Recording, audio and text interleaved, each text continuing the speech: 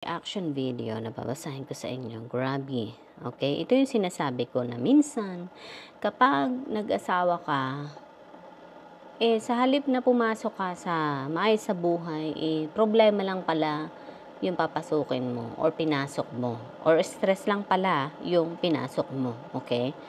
Grabe. Kaya nga sabi ko, pag mag-aasawa ka, Diyos ko, siguraduhin mo na yun talaga ang gusto mo sa buhay. Dahil sabi ko sa inyo, pag-aasawa minsan ay sortehan, okay? Dahil minsan yung pagpasok mo sa buhay pag-aasawa ay hindi yan heaven, okay? Hindi yan, anong tawag dito?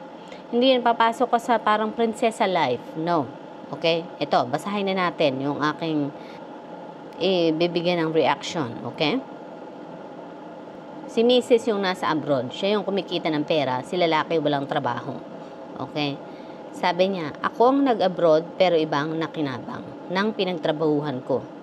4 na taon na po ako nagtatrabaho abroad at halos lahat ng kinikita ko, pinapadala ko sa asawa ko sa Pinas.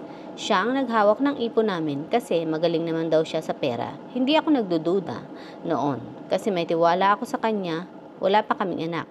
Kaya sabi ko, sakto, makakapag-ipon kami para sa future. Pero unti-unti ako nakakita ng red flags. Sa FB, nakita ko may pa-extend family nila ng bahay. May mga gamit na bago at may mga bakasyon pa sila sa Cebu. Lagi pa silang may pa-thank you sa asawa ko. Kahit alam ko, wala naman siyang sariling trabaho.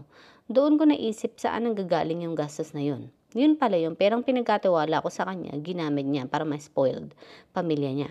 Pinagawa nila yung bahay ng pamilya niya gamit ipon ko. Yung bahay namin na pinaghirapan ko pa abroad, pinagamit niya sa kapatid niya nang walang pasabi. Samantalang pamilya ko noon nagtanong kung pwede mag-rent doon, di ako umayag. Tapos asawa ko ayaw pa niyang puntahan o makisalamuhan sa pamilya ko. Parang pamilya lang niya yung priority niya. At ako pa lumalabas na unfair sa family ko. Yung pamilya ko tuloy may tampo sa akin kasi niisip nila ako yung tumatanggi. Hindi nila alam asawa ko pala yung bumipigil. Ang hirap kasi hindi ako makauwi para kausapin siya ng harap-harapan. Parang nawala lahat ng pinaghirapan ko abroad. Napunta lang sa luho ng pamilya niya. Hindi lang pera yung nawala, pati respeto ng pamilya ko sa akin at nagkatampo pa sila sa akin. Worth it ba umuwi ako ng Pinas para magsabihan lang asawa ko at mabayaran na gastos nilang pamilya ko? Mapabayaran na gastos nilang pamilya kong sobrang mahal ang plane ticket. Oh my God, uuwi ka pa para harapin yung panibagong konsumisyon na alam mo namang sigurado na hindi mo mabayaran yung pamasahe ng plane ticket mo at sa kanila nga nakaasa doon sa asawa mo, okay? Oh my God, ito yung sinasabi ko sa iyo na pumasok ka lamang sa kalbaryo ng buhay mo. Pumasok ka lang sa magiging problema mo sa buhay, okay? Imagine that. Yung palang asawa mo wala ring trabaho. Tapos, ikaw pala yung ginawang employee niya. Oh my God. Hay nako, itigil mo na yan, okay? Ikaw ang ganitong gawin mo kung ako sa iyo, kung hindi mo na kaya. Ay nako, pag ako yun, iwanan ko talaga yan. Diyos ko, ba't ako mangungunsumi sa ganyang mga lalaki? Iwanan ko yan.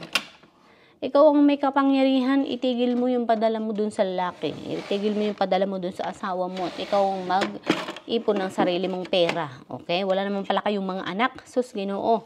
Kung may anak kayo, okay lang magbigay sa kanya kahit papaano, pang doon lang sa bata, hindi sa kanya lahat yung pupunta yung pera. Oh God, grabe. Masyado kanyang inabuso. Kung ako sa iyo, itigil mo ang padala kasi sa iyo nang gagaling ang pera, okay? Itigil mo ang padala, huwag mo na siyang padalhan. Ang gawin mo, i-hold mo yung lahat ng sahod mo. Ikaw naman ang nagpapadala ng pera, hindi naman siya. Ikaw at sa'yo nanggagaling ang sahod, hindi naman sa kanya. So, sa'yo nagmumula yung sahod. Ikaw ang mag-hold niyan, okay? Ang gawin mo, ikaw mag-ipon dyan. I'm sure na meron dyang bangko din, okay, na sa Pinas. Kagaya ng sa Pinas. Or kahit hindi, I'm sure pwede ka pa rin mag-open ng bangko dyan. Para sa'yo, tanungin mo lang yung bangko dyan. Kung pwede ka bang mag-open ng bangko dyan, okay? Tapos, dyan mo ipunin. Dyan ka mag-ipon.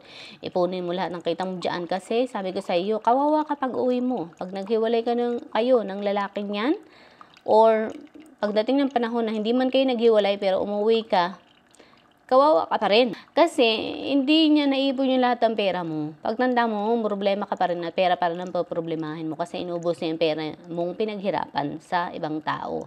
Na kung tutuusin, ay hindi dapat sila ang nakikinabang ng perang pinagtrabahuhan mo. Ginago ka lang ng asawa mo, okay? Niloko ka lang ng asawa mo dahil doon lang napunta yung pinaghirapan mo. Imagine, nagtrabaho ka para sa kanila, ganun. Nagpaalipin ka sa ibang bansa para sa kanila, ganun, okay? Kaya kung ako sa iyo, pumunta ka sa bangko dyan, hindi ko alam kung nasaang bansa siya. Pero kahit namang saang bansa, merong bangko na, tanong ka dun sa bangko kung anong kailangan. Or pwede mo namang i-research din sa Google kung anong kailangan sa bangko. Kung ano ang mga requirements para makapag-open ka ng bangko dyan. At sabi ko sa iyo, dyan mo ipunin ang pera mo. At anong resulta na gagawin mo? Siyempre magagalit siya sa'yo. Halos isumpa ka niya yan pag nangyari yan. Pag hindi mo na naipadala ang pera sa kanya. Magagalit yan sa'yo, sasabihin ka niya ng lahat ng masasakit na salita. Pero so what? Ano magagawa ng galit niya? Wala. Kasi, ikaw ang kumikita ng pera. Kahit magalit pa siya hanggang langit, wala siyang magagawa, ikaw ang magdedesisyon sa buhay mo, okay? Lalo wala naman kayong anak. Huwag kang matakot, okay? Matakot ka kapag dumanda ka na wala kang naipon para sa sarili mo, ikaw din ang mahihirapan. Kaya ngayon pa lang, itigil mo na yan, okay? Ay, kaloka. Tapos, yun nga, sabi ko sa iyo, ipunin mo ano. Kapag tinanong niya kung bakit, nasa na yung mga pera, o nasa na yung sahod mo at hindi ka na magpapadala, alam ko, idadagdag niya pan, sasabihin niya sa'yo, oh, ayaw mo nang tumulong. Oh, girl, ayaw mo nang tumulong. Siya nga, itong ayaw tumulong sa'yo eh. Pinahirapan ka pa. Okay? Nakakagalit yan ha. Oh, yun. So, wag mo siyang pansinin. Ang gawin mo, sabihin niya, pag tinanong, nasa na yung sahod mo, bakit hindi mo na pinapadala? Wala, naisipan ko na mag-open ng pera dito. Pag tinanong niya, bakit? Gusto ko lang makapag-ipon na ng pera para sa future. Ganyan. Ngayon, kung gusto mo parang manatili sa ganyang relasyon, girl, ay bahala ka sa buhay mo. Konsumisyon ang iyong dadalhin habang ikaw ay nabubuhay. So, kung ako sa iyo, Diyos ko, itigil mo na yan. Ay, naku, iwanan ko talaga yan. Grabe. Pero kung hindi mo naman magawang iwan at kaya mo pa rin dalhin yung kanyang konsumisyon na binibigay sa iyo, ay bahala ka, girl. Pero pag ako yan, sa akin, hindi yan effective. Iwanan ko talaga yan. Diyos ko, bakit ako asawa para mag-alipin lang niya, no? Para maging slave niya, para magtrabaho, para siya ang kumukuha ng perang pinagtrabahuhan ko. Ano ako? Slave niya? Tapos wala naman palang anak? Oh my God, grabe ang pananamantala niya sa'yo. Grabe. Mabuti sana kung may anak kayo. Pero kahit may anak kayo, minsan hindi mo rin kailangan ipadala lahat ng perang kinikita mo dahil anong tawag dito? May pangangailangan ka din dyan sa ibang bansa. Okay? So, maging matalino ha. Sabi ko nga, pag mag-aasawa kayo, hindi kayo, iisipin nyo munang mabuti yung sitwasyon bago kayo pumasok sa pag-aasawa. Iisipin nyo muna kung kayo ba ay mag-aasawa, napapasok sa katahimikan, maging masaya ba kayo sa magiging desisyon ninyo, or magiging kalbaryo lang yung buhay na papasukin nyo. Yun ang pinakang number 1 na tatanungin nyo sa sarili nyo kapag kayo ay mag-aasawa, okay? Titingnan nyo muna si lalaki, kung si lalaki ba ay may trabaho, o ganyan nangyari, wala pala siyang trabaho, so naging nanay ka ng iyong asawa. Yes, naging nanay ka ng asawa mong irresponsable na hindi na naging natuto sa buhay niya. Hindi natuto sa mga obligasyon sa buhay, sa mga responsibilidad sa buhay, at ikaw ang ginawa niyang nanay. Oh my God, hindi na siya naka-move up, hindi na siya natuto sa buhay niya. At ikaw naman na konsentidor na nanay, yan, 4 na taon ka nang nangungonsumi.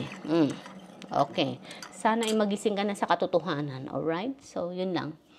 Bye!